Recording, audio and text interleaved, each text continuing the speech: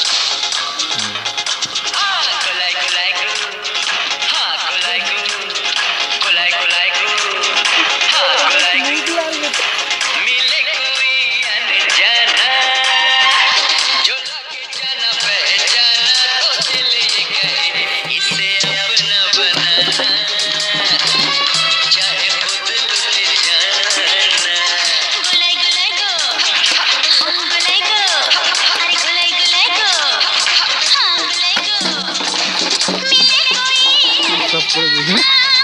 এটা কেমন একবার